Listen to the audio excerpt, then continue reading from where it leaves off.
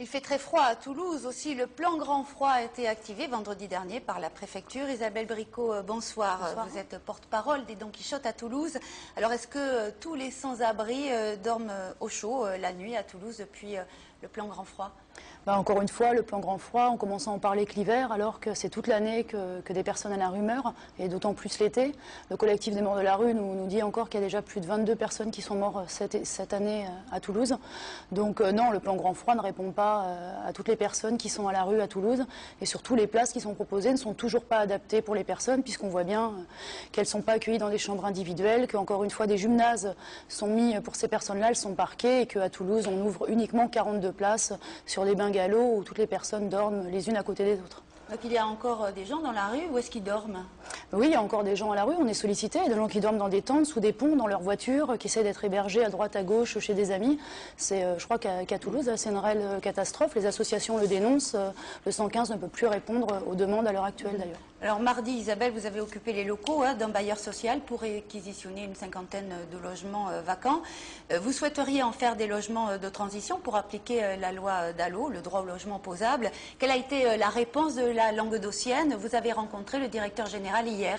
Oui, on a rencontré hier le directeur et nous souhaitons vraiment que ces logements soient mis sur un plan de bail un peu de transition pour des personnes défavorisées. Je pense que c'est possible, même si à terme ces logements risquent d'être détruits. Pour l'instant, c'est quand même pas le cas.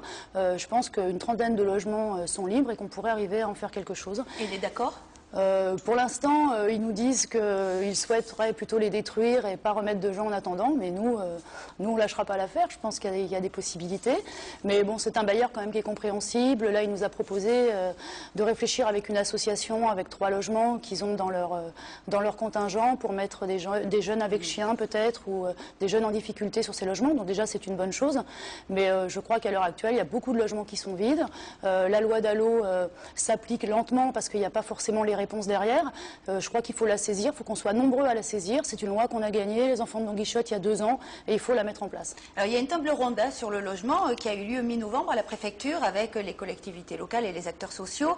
Le but, c'était de faire avancer justement les dossiers les plus urgents et de créer des groupes de travail dans ce sens. Alors, où en est-on aujourd'hui?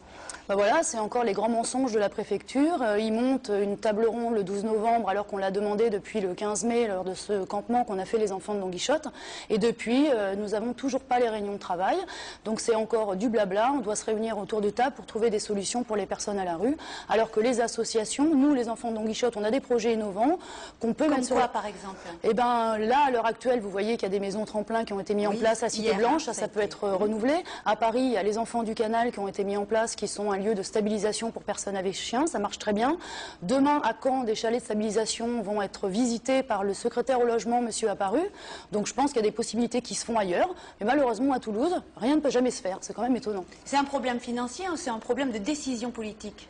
C'est un problème de moyens. Voilà, les associations ont des idées, elles nous disent qu'il manque de moyens. Donc nous, on demande à la préfecture de faire remonter à monsieur Apparu qu'il n'y a pas assez de place pour les personnes à la rue, qu'il y a des vraies demandes et que les moyens peuvent descendre. Isabelle Bricot, merci. Je pense que votre lutte va continuer et qu'on aura l'occasion d'en reparler. À bientôt. À bientôt. Un mot de sport à présent.